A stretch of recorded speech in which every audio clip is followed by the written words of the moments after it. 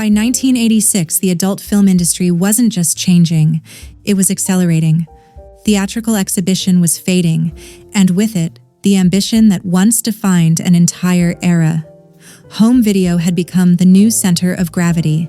Shoots became shorter, budgets became tighter, and increasingly, storytelling was no longer a requirement. It was a luxury. And that's what makes Taboo V, The Secret, such an unusual time capsule. Released in 1986, it stands as the fifth entry in the influential Taboo series, but more importantly, it represents a historical turning point.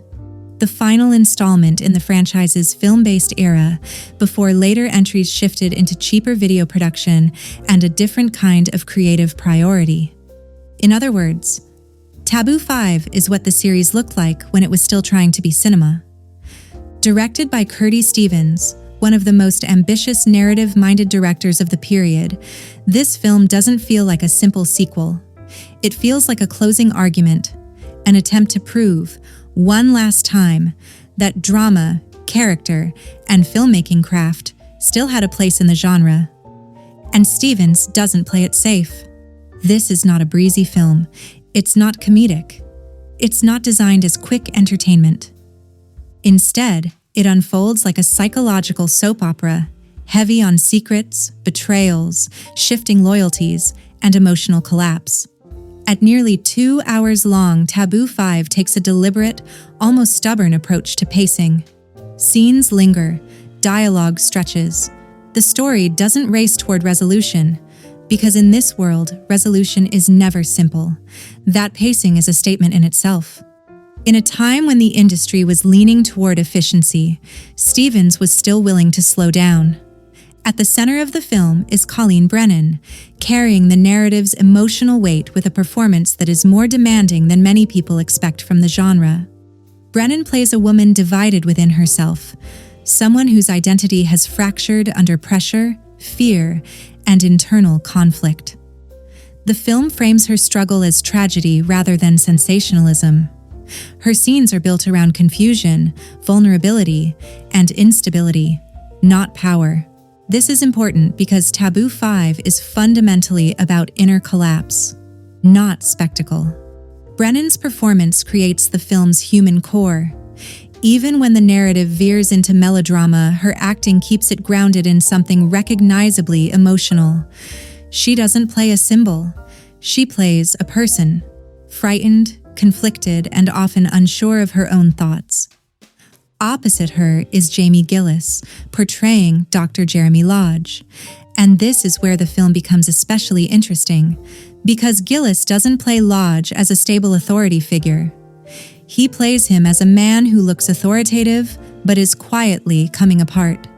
His calm voice and professional posture contrast sharply with the way the film exposes his personal contradictions.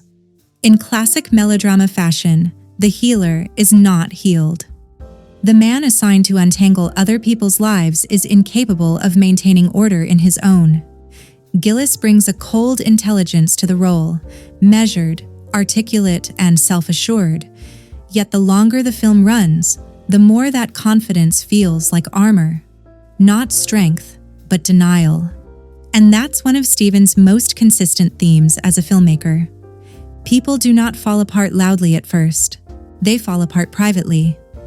The third major pillar of the film is Karen Summer, playing Naomi Lodge. Naomi isn't a background character. She's one of the narrative's key pressure points.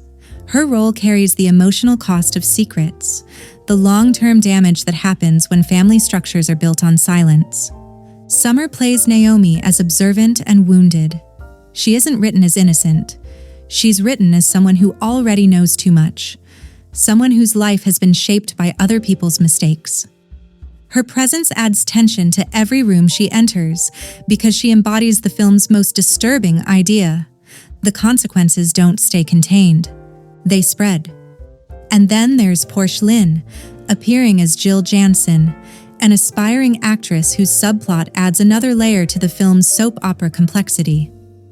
Her storyline speaks to another recurring motif in Stevens' work: ambition and vulnerability existing side by side. Jill is caught between wanting more out of life and being pulled into choices she can't fully control. Portia Lynn plays her with a sharp emotional edge, less wide-eyed dreamer, more survivor. Even in shorter scenes, she gives the impression of someone constantly calculating what comes next. And that's what Taboo V does. Scene after scene, it places characters in emotional traps. Not traps made of action sequences, but traps made of confession, jealousy, denial, and betrayal.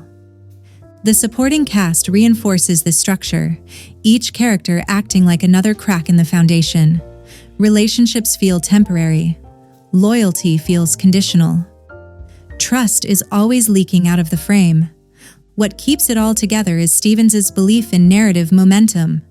Not the fast kind, but the slow kind. The kind that builds through accumulation. Visually, Taboo V still carries the texture of a film-era production.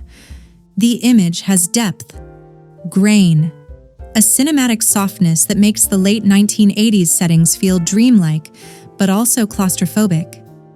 Interiors dominate the film, and Stevens uses that to his advantage.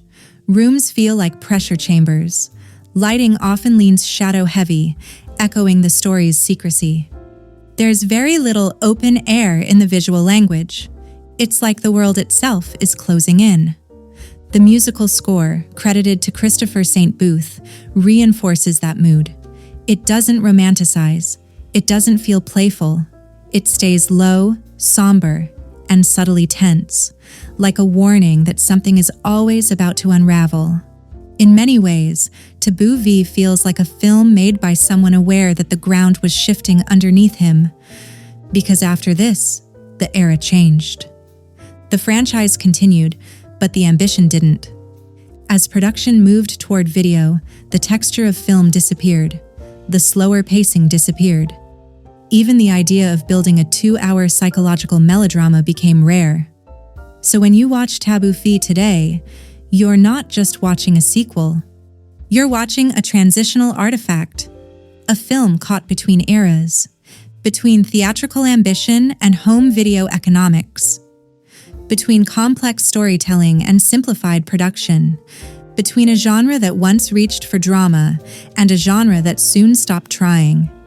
And that's why, despite the heavy themes, Taboo V, The Secret remains such an important title in this corner of cinema history.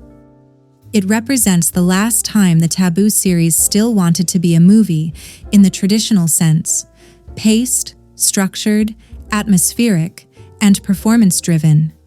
It may not be a comfortable viewing experience, but comfort was never the goal. The goal was intensity.